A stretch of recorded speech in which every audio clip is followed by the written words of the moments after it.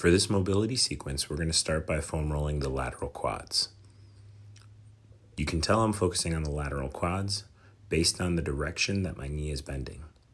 My hips are turned, and I'm focusing on the outside of my thigh muscle. The reason that I'm bending my knee is to introduce movement in the joint. That's pulling the tissue tight as I'm bending it, and then it's relaxing the tissue as I'm straightening my knee. This is now a posterior view, and I'm focusing on the middle quad tissue.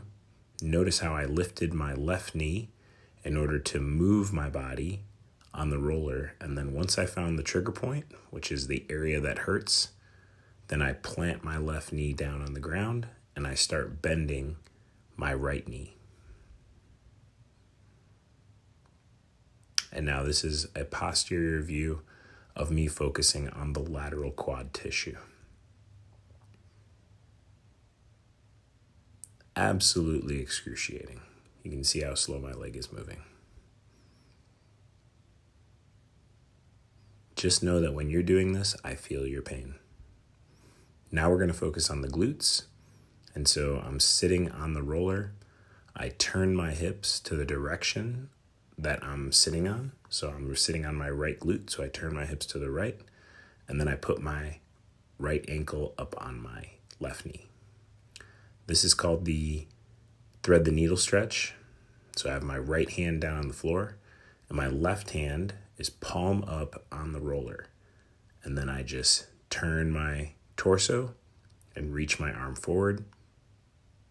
And that provides a good stretch through that shoulder musculature on the back of my arm.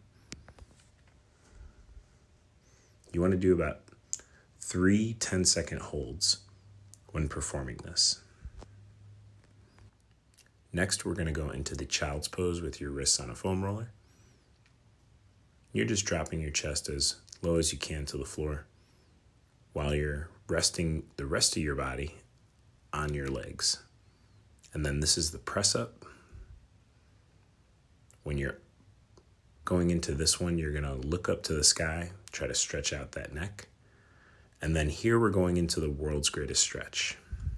You're going to step one leg back and have one leg forward. The leg that's forward, so on this side, I have my left leg forward. My left elbow is going to go to the ground, and my right hand acts as my second leg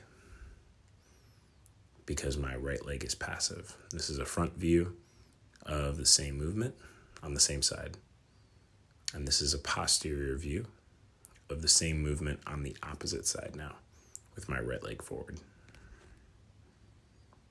You want to do about 3 to 5 per side when you're doing this. Then from here, I'm going to go into the pigeon hold. Notice how I have to grab my shank and kind of pull it down to the ground. And then I just sit there, keep my back nice and straight. This is a posterior view of the pigeon hold. And just let that back foot internally rotate. And now this is what's called the slider stretch. You're going to start in the bottom of a lunge, and then you're going to sit back on one leg. And the lunge leg that's forward is going to straighten that knee, and you're just going to pump that foot up and down. You can use your hands or a foam roller or a box to help you stabilize.